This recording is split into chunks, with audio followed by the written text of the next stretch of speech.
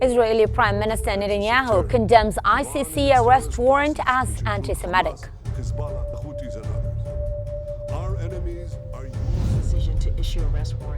White House Press Secretary Karen Jean-Pierre announces U.S. rejection of ICC warrants for Netanyahu.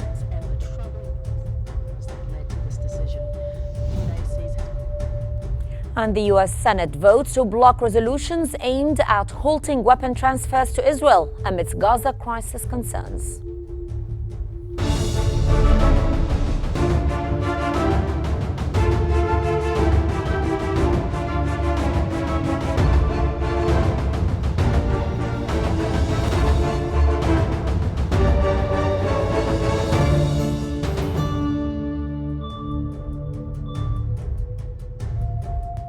It's 4 p.m. Cairo local time, and you're now watching Q News. We begin today's bulletin with the latest developments in Gaza.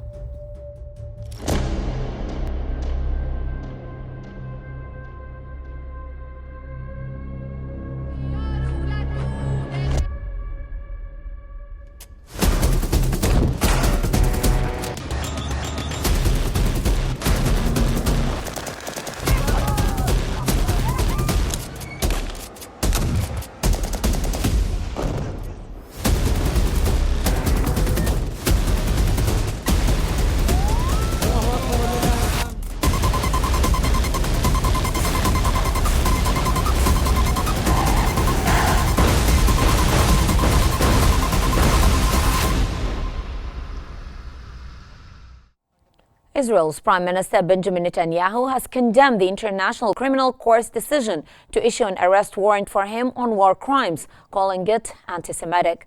The ICC judges stated that there are reasonable grounds to believe that Netanyahu and former Defense Minister Yoav Gallant are criminally responsible for acts including murder, persecution, and using starvation as a weapon of war in a widespread and systematic attack against Gaza's civilian population.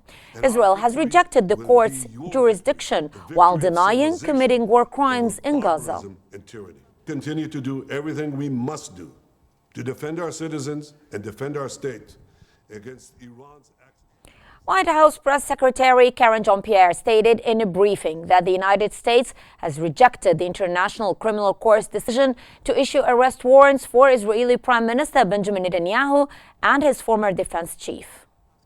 Let me just say, because this is the first time I've had an opportunity to speak to this at the podium, so let me just say more broadly that we fundamentally reject the court's decision to issue arrest warrants for senior Israel officials. We remain deeply concerned by the prosecutor's rush to seek arrest warrants and the troubling process errors that led to this decision. The United States has been clear that the ICC does not have jurisdiction over this matter. The United Nations has affirmed its respect for the International Criminal Court's work and independence, while also stating that it will continue to engage with Israeli Prime Minister Benjamin Netanyahu.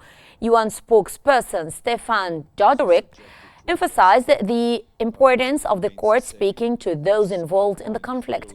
He also added that such communication, especially by senior UN officials, may be necessary to address critical issues, including security and the court's ability to carry out its mandate. Contacts between UN officials and individuals subject to arrest warrants, but the guidelines also clearly. The International Criminal Court has issued arrest warrants for Israeli Prime Minister Benjamin Netanyahu and former Defense Minister Yoav Gallant, accusing them of war crimes in Gaza. The International Criminal Court has ignited global debate with its arrest warrants for Israeli Prime Minister Benjamin Netanyahu and former Defense Minister Yoav Gallant. The charges centered on war crimes in Gaza have drawn condemnation and praise in equal measure. The ICC asserts there are reasonable grounds to believe the two oversaw attacks on civilians, including the use of starvation as a weapon. The court's ruling also rejected Israel's objections to its jurisdiction, affirming its authority under Palestine's territorial claim. It's true. United States President Joe Biden sharply condemned the warrants, labeling them outrageous. In a statement, he reiterated unwavering American support for Israel, Meanwhile, United Nations officials, including spokesperson Stefan Dujarric, emphasized respect for the ICC's independence while sidestepping questions about the potential arrest of Netanyahu during future UN events. The warrants, issued amidst a protracted Israeli offensive in Gaza, spotlight the region's humanitarian crisis. Over 44,000 Palestinians, predominantly women and children, have been killed in over a year of relentless bombardment. The United Nations and Arab League officials have lauded the ICC's decision as a step towards justice, with Arab League Secretary General Ahmed Abul Gheit hailing it as a message against impunity. Anti-Semitic decision of the International Israel had Court previously in The Hague contested the court's jurisdiction, claiming it lacked authority over its nationals. However, the ICC clarified that jurisdiction stems from Palestine's Rome Statute membership, rendering Israeli consent unnecessary. This epic move has stirred calls for accountability, raising questions about international law's reach amid the intensifying conflict in Gaza.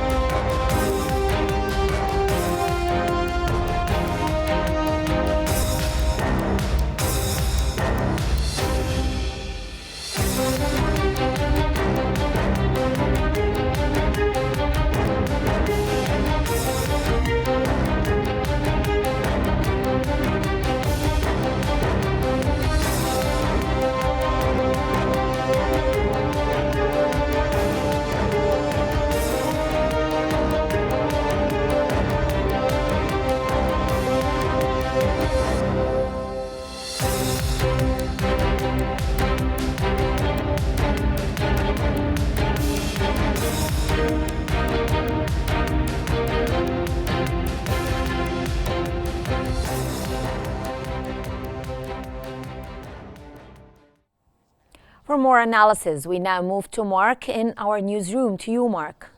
Thank you, Hella. So to tell us exactly what the International Criminal Court's arrest warrants mean, we are joined from Paris by the international law professor Majid Bulletin. Welcome to Qnews. So let's ask the big question.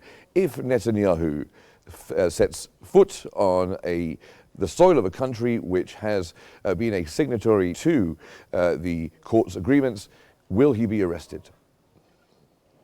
Well, first of all, we have to draw the general picture. All the states that they are part of the Rome Convention, establishing the International Criminal Court, they have the obligation to obey the orders of the court. So they are obliged to make the arrest and to transfer Netanyahu, Gallant or Days, to the International Criminal Court in The Hague. So this is the basic rule, and states that are not party to the convention, they have not this obligation, but they are called to cooperate. But they are not obliged. It's not compulsory to them. But the other states, like all the states of the European Union, the UK, they have the obligation to obey to the rules and to the decisions of the court. Okay, and how do you view Netanyahu's reaction to this decision, calling it anti-Semitic?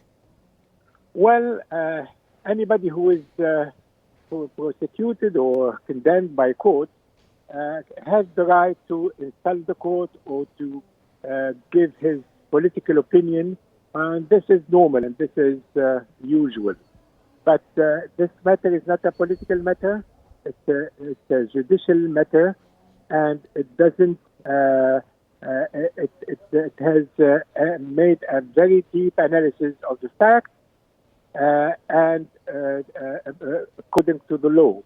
And the law is very clear. When you kill civilians, you have to be accountable to that. And when you kill them in this massive number, and this, we are about 45,000 and more than 100,000, this is a massive crime. And so this is under the jurisdiction of the International Criminal Court. And so this is a fact. It's not a matter of politics or matter of interpretation. It's a fact. And Netanyahu had the right to go before this court and explain that what he did is just a simple matter, a normal matter. But I believe that he knows that it's not a normal matter. And the fact that he says that he's defending the existence of Israel and he's responding to a terrorist attack. This is not the point. Israel has the right to exist. Israel has the right to respond to terrorist attacks, and the attack of the October 7th is a terrorist attack. Nobody is challenging that, but the response should be proportionate and should not go to this large level of killing civilians. And when you use this as an excuse to kill this huge amount of population, you can say that it's a crime, whatever the reason. And what do you make? And Professor, what do you make of the U.S. Senate's effort to pass a law against the ICC? Well, we for a long time, people, the international community, they were believing that international courts are protected from interference, from pressure, from duress. And here we see what the general prosecutor, Karim Khan, has said. He said that the court has been was put under pressure, and it was a lot of interference in, and this is what explained the delay, or part of the delay at least. And so this is not acceptable. It's forbidden by international law. It's forbidden by general practices of all the courts, and this interference should stop. And the U.S. are not part of the court, but they have to respect that the court was created by the will of more than 124 countries, and this is part of international law, and it must be respected, including by the U.S.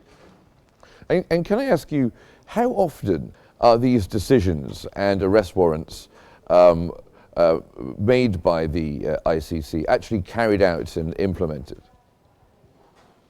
Well, first of all, we have to see that there is a turning point here with this case. Before, it was we had arrest warrants made against former presidents like Gbagbo, and but now it's targeting people in power, and like Putin, like Netanyahu, and this is a very important thing for in international law and for the hope of the people that nobody can escape to be accountable of crimes if he has committed them. And what happened before? We have Beresevic was arrested and delivered. We have the others in the Serbian conflict. But you have seen that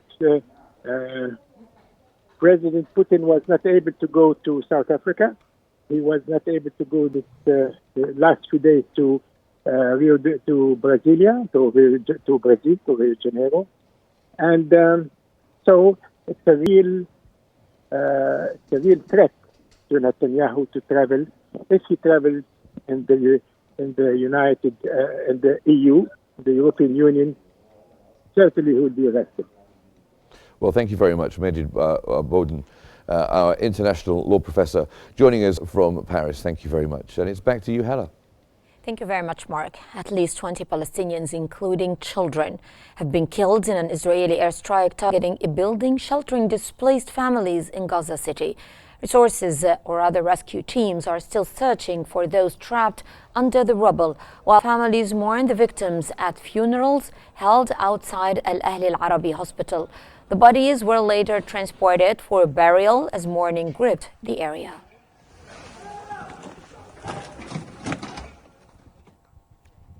Gaza health authorities reported that the death toll from Israeli attacks has exceeded 44,000 since the beginning of the war on October 2023. Over 44,000 people have been killed and more than 104,000 injured. In the past 24 hours alone, 71 people lost their lives and 176 were wounded. Meanwhile, Israeli airstrikes persist across Gaza. The Palestinian news agency confirmed a strike in Al-Mawasi area in southern Gaza, resulting in multiple casualties. The area is home to many displaced Palestinians seeking shelter. Several pro-Palestinian organizations have filed a lawsuit against the Dutch government seeking a ban on the export of weapons, weapon components, and dual-use goods to Israel. The lawsuit filed in the Hague District Court seeks to end trade and investment ties, supporting what plaintiffs call Israel's occupation of Palestinian territories. An NGO representative argued that the Dutch government is failing to uphold international law by not addressing violations of Palestinian rights. He stressed that the case is centered on enforcing international legal standards rather than making political decisions. The U.S. Senate has voted overwhelmingly to block 3 resolutions intended to hold certain U.S. weapon transfers to Israel. The resolutions introduced by progressives were driven by concerns over the ongoing human rights crisis in Gaza. The votes in favor came from Democrats, while both parties cast no votes, highlighting divisions within President Biden's party over his stance on Israeli Prime Minister Netanyahu's government.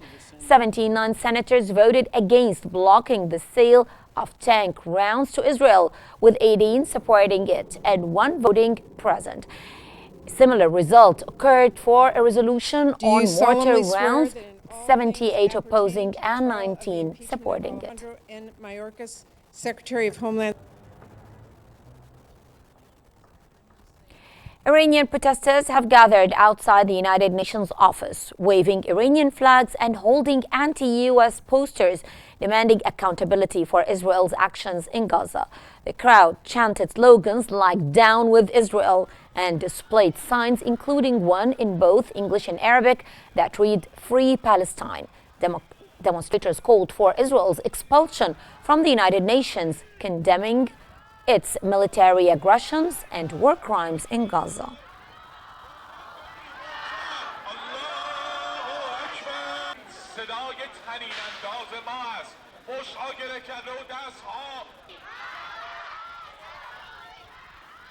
And now we move to the latest developments in Lebanon.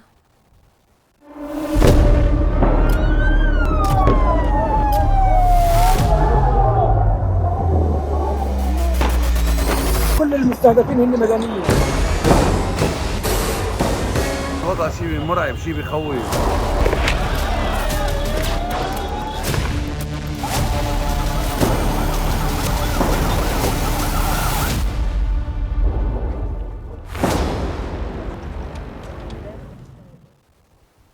Israel has carried out multiple airstrikes on targets in Lebanon, including the southern suburbs of Beirut and surrounding areas. The strikes targeted residential buildings in Haret Harik and Kafa'at in southern Beirut, as well as the Hadath municipality in Mount Lebanon Governorate. Earlier, the Israeli Defense Forces issued an evacuation order for 3 buildings in Haret, instructing residents to stay at least 500 meters away from the affected areas.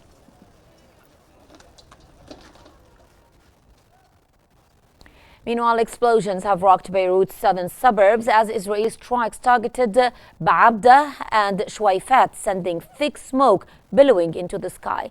The intensified assault comes amid a deepening crisis in Lebanon. Meanwhile, U.S. mediator Amos Hochstein has held talks in Israel following his visit to Beirut a day earlier, where he expressed optimism about the prospects of a ceasefire, calling it within reach. However, the violence shows no signs of abating, leaving the region bracing for further bloodshed.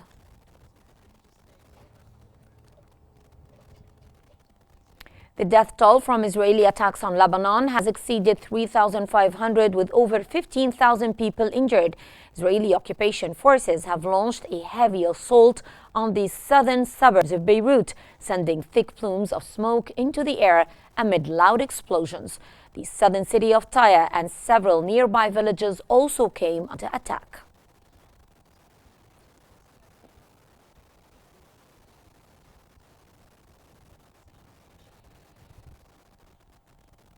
And moving on to Russia, Russian President Vladimir Putin has confirmed the testing of the Oshnik medium-range ballistic missile in Ukraine, attributing it to Western attacks on Kursk and Bryansk. Putin warned of decisive responses, justifying the targeting of nations supporting Ukraine. In contrast, Ukrainian President Volodymyr Zelensky condemned the missile test, accusing Russia of escalating the war, particularly noting the missile's intercontinental-like capabilities under investigation. Putin emphasized the global implications of the ongoing conflict.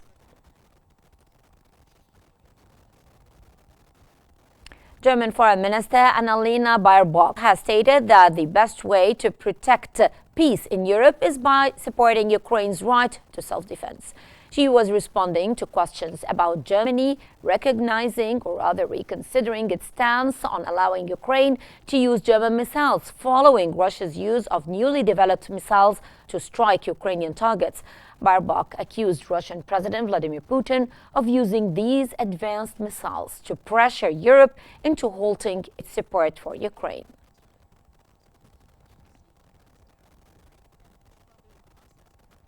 Ukrainian Defense Minister Rustem Umerov has announced that his government is enhancing air defense capabilities in response to Russia's ballistic missile attack on the city of Dnipro. Speaking at a joint media briefing with Swedish Defense Minister Paul Johnson in Stockholm, Umerov emphasized Ukraine's commitment to bolstering its defenses.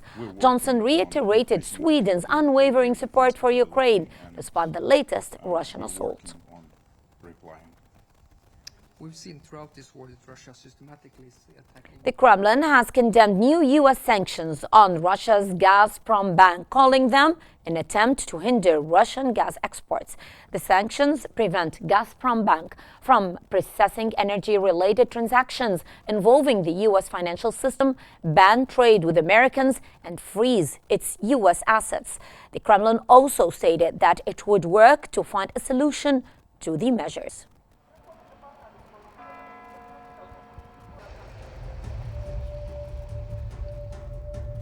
And that brings us to the end of our news bulletin. Here is what we have been covering. Israeli Prime Minister Netanyahu condemns ICC arrest warrant as anti-Semitic.